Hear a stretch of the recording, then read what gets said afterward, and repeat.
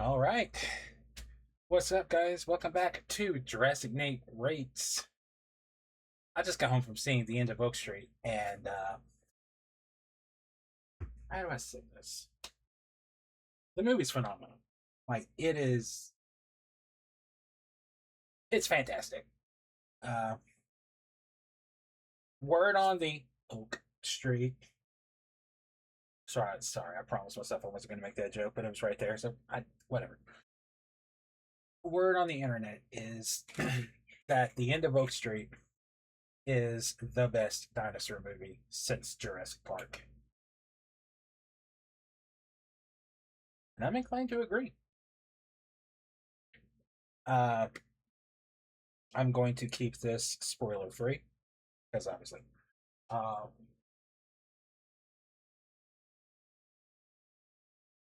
let's just get the easy bits out of the way. Soundtrack, it was great. The movie takes place in 1982, and you can really hear it. Like with the music they chose, like some of the OST in this, in a bunch of the like kind of suspenseful scenes, felt very 80s. Like, I know it didn't come out in the 80s, but kind of like that eerie, spooky music that played in the background in like the Halloween movies. This was reminiscent of that. And I loved it. Um, the setting, that like the costumes, like how obviously they did their homework, everything was great. Um, the human element, the big driving force of this movie. I loved this cast. Obviously, you had Anne Hathaway, you had Ewan McGregor, easily two of my favorite actors, and they knocked it out of the park. Anne Hathaway, in particular, had most of the emotional scenes, and as usual, she killed it. Like, she was phenomenal, and like I caught myself tearing up at like 2 points in the movie. One in particular, oh my god, that hurt. Uh, Ewan is great. Like, I don't want to say he didn't do anything, extraordinary in this movie, but he had great chemistry with Anne Hathaway, and like they were great together. Their kids in this movie, they were great. Although the son was dumb as a brick, just this this isn't really much of a spoiler, but it kind of is. But I don't care. It's so minuscule it doesn't matter. The boy can't aim for shit. Like, just know, anytime he's aiming his bow and arrow, he ain't gonna hit. There was one moment when he did, and it was because it was like right there. And if he didn't hit that, I was. But no, he was great. The daughter was great. The family together was great. Uh, Side characters, they were there. You know, nothing over the top. Just, oh my god, this is amazing. But yeah, that's fine. Okay, now to the main course. The main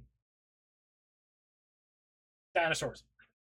First and foremost, it is better to describe them as animals because it wasn't just dinosaurs in this movie.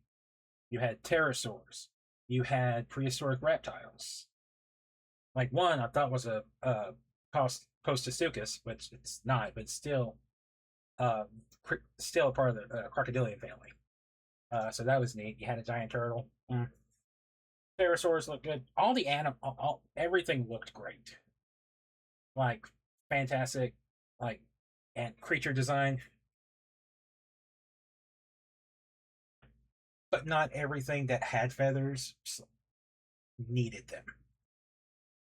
Specifically, the sauropods, which they used Camarasaur in this, instead of Brachiosaurus, Diplodocus, Apatosaur. No, they used Camarasaurs. So that was interesting. Um, they had Coelophysis in here, which I was racking my brain the entire movie trying to figure out what those were. Because I was thinking Coelophysis, but they were too big to be Coelophysis. So they did the same thing to these guys that Jurassic Park did with Velociraptors. These things were way too big.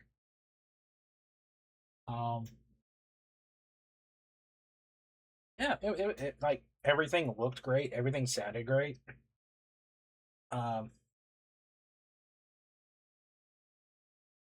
I'm debating on saying this, but I'm just going to say it. The animals in this movie had less screen time than Jurassic Park. The selling, like the main, I don't format. Um, when they realized like they had been transported back in time, um, you didn't see anything, but you heard it. You heard the bellows, you heard the roars, you heard screaming in the background, you heard gunshots in the background. You saw and heard like bushes kind of rustle, trees move, um, and you saw very quick glances of the animals in the background. Either they're just walking off screen or they're just walking in between houses. Um, they really used mystery in this instead of over the top dinosaur action.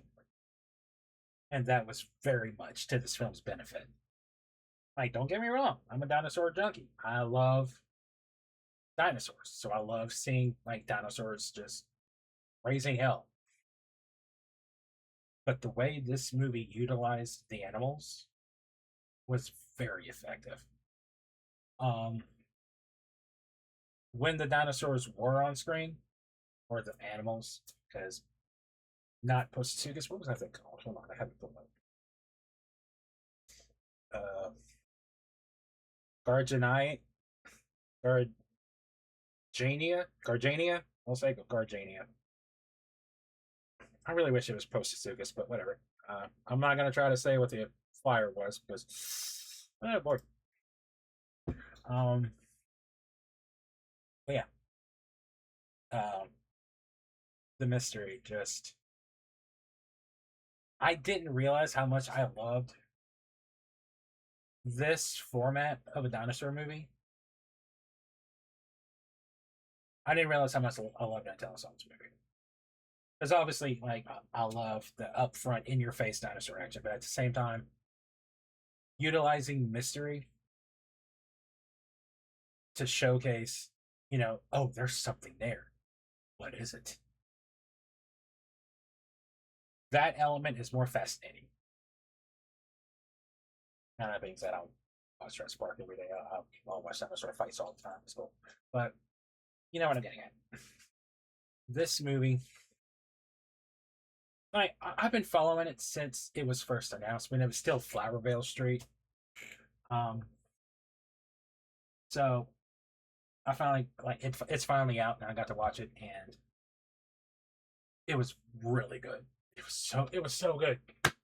I applaud everyone who made it. Like this movie looked good, it sounded good, cinematography was great. Like cinematography was wonderful. Like I said about seeing the animals just casually walking by in the background. Like it was blink and you miss it type stuff, and it was really good. Or it was just okay. So there's a house. Is that this? Is and you watch like a stegosaurus just walk by in the background, like behind the house. You don't see like the full animal, but you see like the plates on its back as it walks by. Like they did this a couple times, and it was really neat. Yeah, I need more movies like this. Um, like Eat Your Heart Out, Primitive War. This was the better dinosaur movie. But not taking anything away from Primitive War, still pretty decent. But this one just it was so well done and well written and well casted. So I loved it. There were two scenes, and I have to.